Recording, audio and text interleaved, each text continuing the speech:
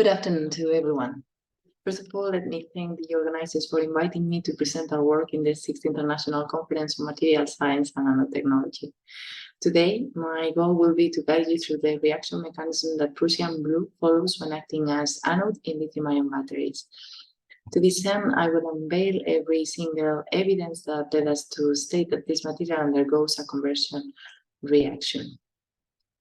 Let me clarify that although my current affiliation is at the University of Murcia in the southeast of Spain, this work was mainly conducted at EnergiGUNE, a research center located in the Basque Country, now within the top 3 centers dedicated to energy in Europe. And in collaboration with the Basque Country University and also Argonne National Lab being the later, a world reference in the field of battery research. For those who are not familiarized with lithium-ion batteries, let me start with a brief introduction. Lithium-ion batteries are among rechargeable batteries, and they have both high gravimetric and volumetric energy density, which has contributed to widespread its use. Lithium-ion batteries dominate the market of portable electronic devices and are being implemented in electric vehicles and also in energy storage applications such as grid storage coupled with renewable and clean energies.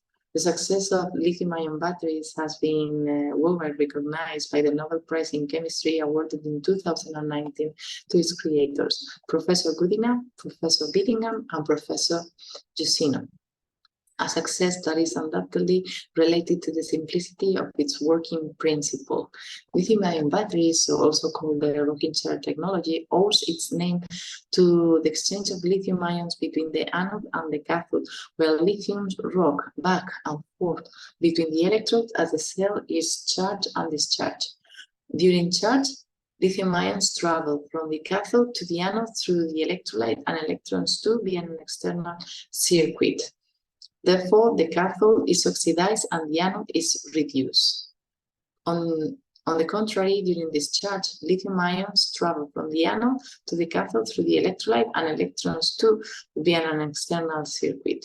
Now, the cathode is reduced and the anode is oxidized. As for the materials, lithium-ion batteries deploy mainly intercalation materials. In this slide there are collected examples of the main types of intercalation cathode materials, which include layer oxides such as lithium cobalt oxide, spinel such as lithium manganese 204, and polyanions such as lithium iron phosphate, where lithium ions can diffuse in 1, 2, or the 3 dimensions of the space. Anodic materials, however, can be classified into 3 different types based on the lithiation and lithiation mechanism that they follow. There are intercalation anodes, where lithium is intercalated within the anode structure. This includes carbonaceous-based materials, of which graphite is the example precedent, and also the anode most used in lithium-ion batteries, and also they include titanium oxides. The second type are alloy anodes, such as silicon, germanium, tin, and antimonium. In this case, lithium is alloyed and dealloyed. And the last type of anodic materials are conversion anodes, which mainly refer to metal oxides, but also include phosphides, sulfides, and nitrides. Let's pay special attention to this type of compounds. Here, we start with a binary compound where M is typically a transition metal oxide and X could be oxygen, phosphorus, sulfur, or nitrogen. And this binary compound transformed by lithium insertion, obtaining then a matrix of the corresponding binary compound of lithium, in which there are some domains embedded of M in its metallic state, that is in oxidation state 0. Let's move on now to our case of study, which is Prussian blue as anode for lithium-ion batteries, and why we decided to use Prussian blue. Well, because Prussian blue analogs are a family of compounds with this general formula, where A are alkali ions, M and M prime are transition metals, Sometimes M is equal to N prime, and typically M prime is iron. And the so-called Prussian blue is a compound in which both metals are iron-based. Prussian blue adopts a cubic structure with Fm-3m space group, in which low spin iron 2 and high spin iron 3 coexist at the corners of a small cube connected or linked by cyanide along the three directions of the space, generating cavities which are half occupied by alkali ions. This compound can evolve into other two different forms, into its totally oxidized species called Berlin green, where all the metal are in oxidation state 3, and the cavities are fully emptied of alkali ions, or to its fully reduced species known as Prussian white, where all the metals are in oxidation state 2 and all the cavities are fully occupied. Besides, Prussian blue analogs present several advantages. Among them, I would like to highlight the simplicity of their synthesis, mainly in aqueous media and at room temperature or close to it, and especially for the iron-based compound, the one that we will be using for our work, the abundance of the elements composing it. These materials also present a three-dimensional network with open and tunable channels that allow the rapid insertion and the insertion of alkali ions. And for a two-electron redox process, which is the one that I have shown here, it can reach a theoretical capacity of up to 170 milliamps hour per gram. The Prussian blue analogs have been widely studied as cathodes for both non-aqueous and aqueous rechargeable batteries. However, that is not the case when the material is considered an anode. There are only scarce studies. Indeed, when we decided to study potassium Prussian blue as anode for lithium-ion batteries, only a couple of studies have been reported to this regard. One by Sukumer et al. And another by Ney back in 2013 and 2014. They explored the electrochemical performance of cobalt ferrocyanide and cobalt cyanide in the voltage windows from 10 millivolts to 3 volts, obtaining reversible capacities of high to 540 milliamps hour per gram and 300 milliamps hour per gram. Nonetheless, no insights into the reaction mechanism was provided, or if they were provided, the mechanism was an intercalation type. And let me show you what we found in our case. When we tested potassium Prussian blue as anode for lithium-ion batteries in this narrow voltage window, we observed that the material displayed a couple of plateaus during the first discharge, one at 3 volts, which is attributed to the insertion or the intercalation of lithium ions, contributing to the reduction from Prussian blue to Prussian white, and then a second pseudo plateau centered at 0.75 volts, assigned to the formation of the solid electrolyte interface, and also other redox processes that I will detail in the subsequent slides. Regarding of the C rate applied, we observed a very huge reversible capacity during the first discharge, but also fairly good reversible capacities of up to 450 milliamps hour per gram at C over 10 and of 200 milliamps hour per gram at 20 C, which is roughly 2 amperes per gram. But considering that I have told you that we could maximum achieve the theoretical capacity, which was 170 milliamps hour per gram, how can such a large capacity, we are overpassing this, how can this explain by simple intercalation? Well, we were wondering based on this if a conversion reaction could be happening. And to verify if a conversion reaction was really occurring, we conducted some ex situ experiments, ex situ powder XRD, infrared, and TEM of Prussian blue electrodes that were cycled at different stages of the first discharge and first charge. According to the X-ray diffraction, we could observe the reflection, the mean reflections of Prussian blue marked with asterisk in the Prussian material, but also at 1.6 volt. However, once the electrode gets fully discharged, the reflections of Prussian blue seems to disappear. So that could suggest that the Prussian blue structure could be cleavage. By infrared, the main findings were that the intensity of the cyanide band got decreased, and also that of the iron-carbon bond, iron-carbon, which would be linked to nitrogen, that would be vanished after the first discharge. Furthermore, bright field TM images manifest the presence of very small dark domains which are compatible to iron. Upon the subsequent oxidation, we found that the reflections were not recovered, the reflections of Prussian blue, suggesting that the structure is not retrieved after charging. On the other hand, the iron-carbon bond seemed to be recovered.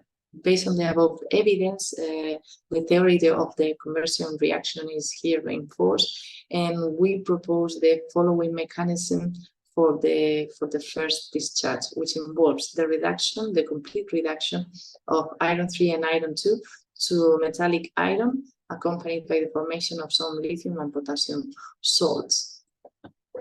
To further elucidate the reaction mechanism, we recently conducted some ex situ SACS measurements, and for that we cycled the electrodes and stopped them at different points of the electrochemical curve. Here we shown the exchange region of the exact spectra corresponding to the first discharge, the first charge, and the second discharge. For the Prussian material, based on their energy, it indicates that we have a mixture of iron 3 and iron 2, and the shift towards lower energy manifests that along the first discharge, iron 3 is getting reduced to iron 2. Also, the decreasing in its population, in its intensity, is related to the decrease in the population of this iron 2, because it also gets further reduced. Conversely, the free edge intensity augments along the first discharge, and in this case, by fitting spectrum number 4 by linear combination analysis with a standard metal, iron metal, and also spectrum number 2, which is basically iron 2, we found that almost 58% of the iron was getting reduced to iron 0. That unequivocally confirms the formation of iron 0 and corroborates our hypothesis that a conversion reaction was occurring. This trend is reverted upon oxidation, and at the spectrum number 7, we observe an increase in the population of iron 2 up to 80%, and a decrease of the population of iron 0 down to 20%. And on the second discharge, the trend is quite similar to that of the first discharge, pointing out the reversibility of this reaction.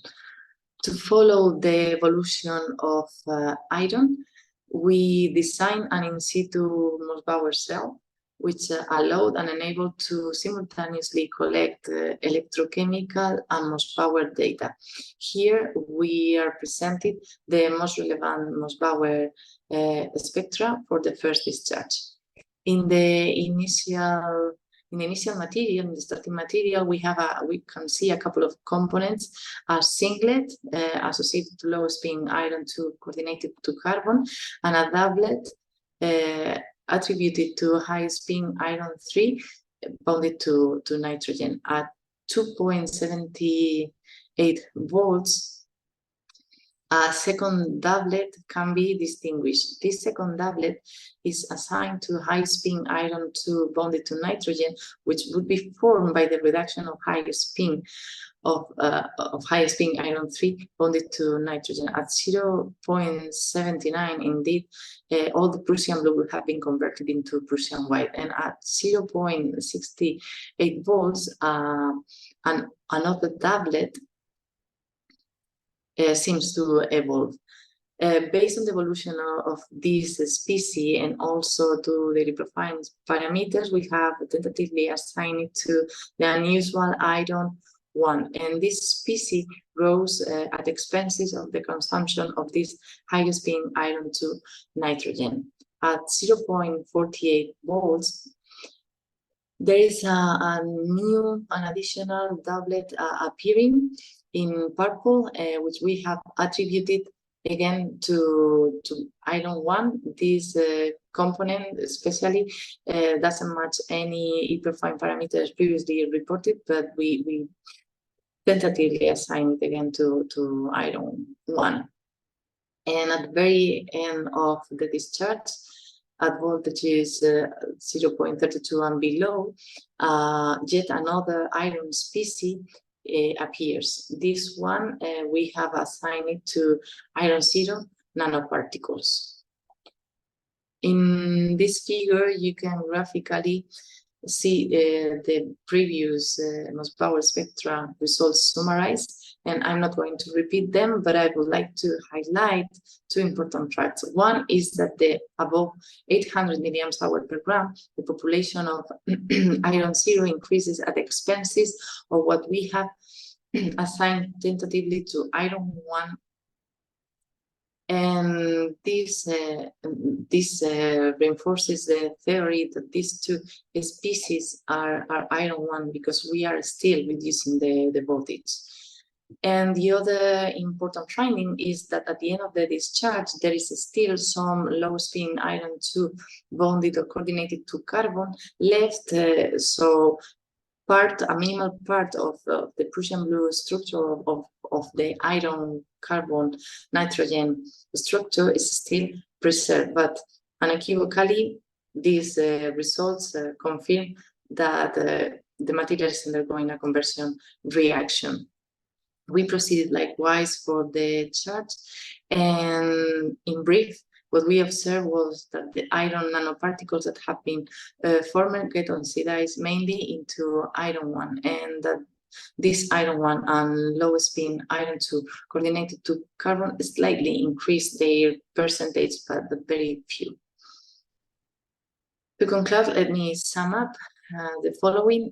Prussian blue has been tested versus lithium, obtaining fairly good reversible capacities of up to 450 milliamps hour per gram in the narrow voltage window from 5 millivolts to 1.6 volts. Also by powder X-ray diffraction and infrared, the data suggests that the material undergoes a conversion reaction.